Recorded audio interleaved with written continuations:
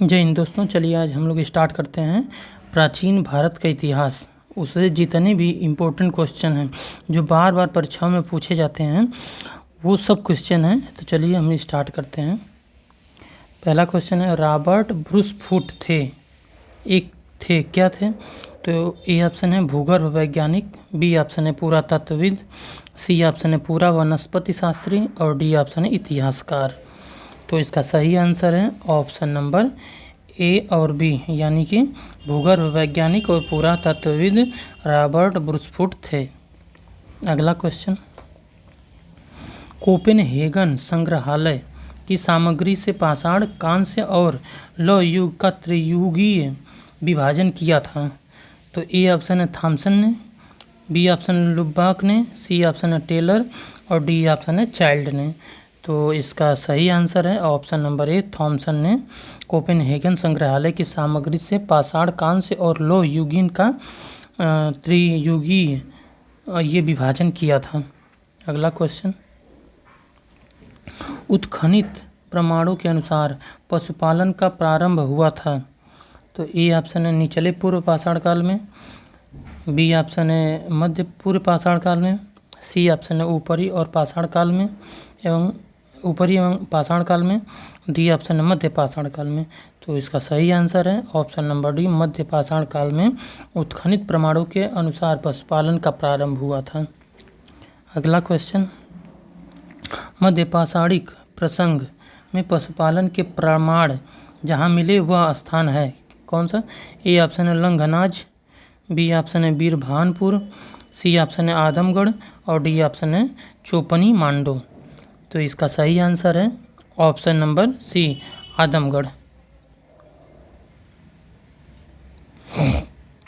तो अगला क्वेश्चन, निम्नलिखित में से किस स्थल से हड्डी के उपकरण प्राप्त हुए हैं?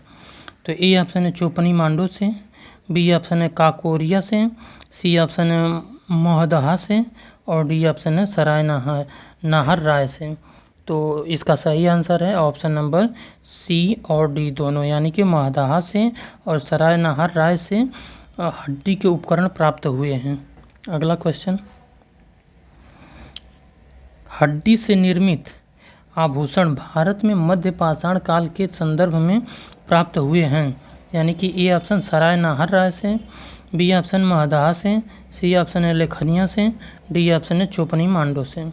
तो इसका सही आंसर है ए और बी, यानी कि हड्डी से निर्मित आभूषण भारत में मध्य पाषाण काल के संदर्भ में सराय नाहर राय से और महदहा से दोनों से प्राप्त हुए हैं।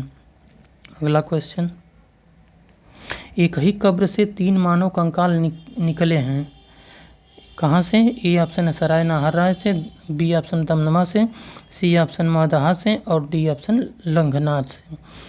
तो इसका सही आंसर है ऑप्शन नंबर बी, दमदमा से एक ही कब्र से 3 मानव कंकाल निकाले गए हैं। अगला क्वेश्चन, खाद्यान्नों की कृषि सर्वप्रथम प्रारंभ हुई थी। ए नवपाषाण काल में, बी मध्य पाषाण काल में, सी पूरा पाषाण काल में, डी प्रोटो ऐतिहासिक काल से। तो इसका सही आंसर है ऑप्शन नंबर ए, नवपाषाण काल से खाद्यान्नों की कृषि सर्वप्रथम प्रारंभ हुई थी। अगला क्वेश्चन, भारत में मानव का सर्वप्रथम साक्ष्य कहाँ मिलता है? ए नीलगिरी पहाड़ियाँ से, बी शिवालिक पहाड़ियाँ से, सी नलमाला पहाड़ियाँ से, डी नर्मदा नदी घाटी से। तो इसका सही आंसर है ऑप्शन नंबर डी, नर्मदा घाटी से मानव का सर्वप्रथम साक्ष्य मिला था। अगला क्वेश्चन, प्रथम मानव जीवाश्म भारत की किस नदी घाटी से प्राप्त हुआ है?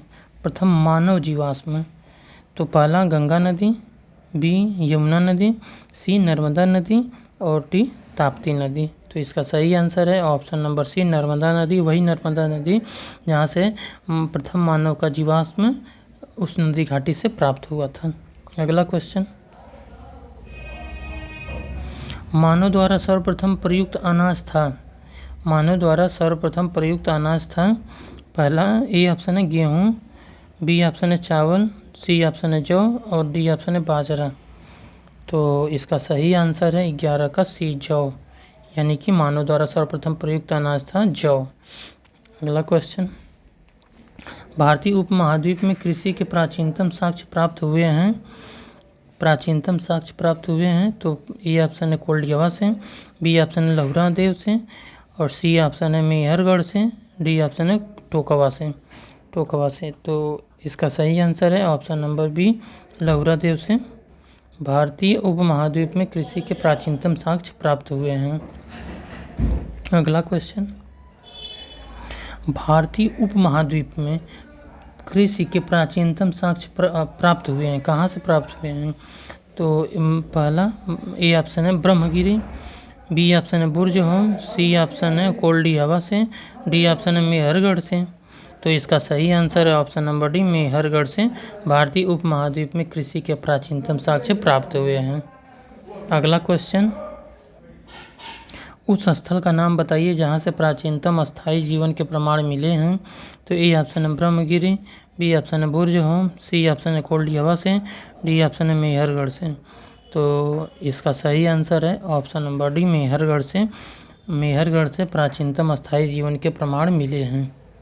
अगला क्वेश्चन, निम्नलिखित में से किन स्थानों के मध्य पाषाण काल में पशुपालन के प्रमाण मिलते हैं?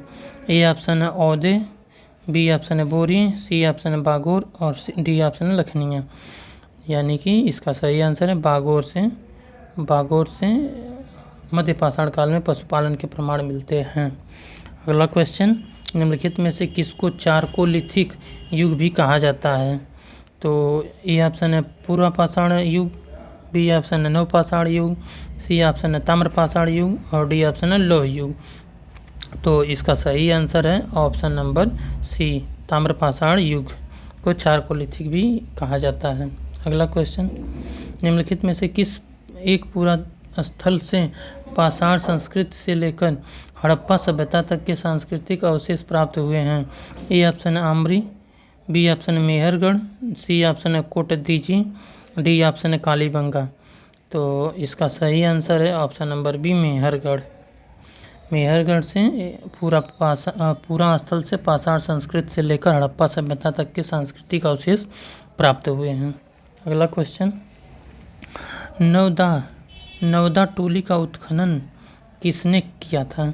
तो ए ऑप्शन है के.डी. वाजपेयी ने, बी ऑप्शन है बी.एस. वाकंकड़ ने, सी ऑप्शन एच.डी. सांकलिया ने, और डी ऑप्शन है मार्टिमर व्हीलर ने। तो इसका सही आंसर है option number C, H D. Sankalia ने नवदा टोली का उत्खनन करवाया था। अगला क्वेश्चन, बृहद पाषाण स्मारकों की पहचान की गई है। तो ए ऑप्शन है सन्यासी गुफाओं के रूप में, बी ऑप्शन है मृतक को दफनाने के स्थान के रूप में, सी ऑप्शन है मंदिर के रूप में, और डी ऑप्शन इनमें से कोई नहीं। तो इसका सही आंसर है ऑप्शन नंबर बी, मृतक को दफनाने के स्थान के रूप में बृहद पाषाण स्मारकों की पहचान की गई। अगला क्वेश्चन, राख का टीला निम्नलिखित में से किस नवपाषाणिक स्थल से संबंधित है? तो ए ऑप्शन है बुधिहाल, बी ऑप्शन है संगनकल्लू, सी ऑप्शन है कोल्डियावा, डी ऑप्शन है ब्रह्मगिरी। तो इसका सही आंसर है ऑप्शन नंबर बी, संगनकल्लू से राख का टीला नवपाषाणिक स्थल से संबंधित है। अगला क्वेश्चन, भीमबेटका किसके लिए प्रसिद्ध है?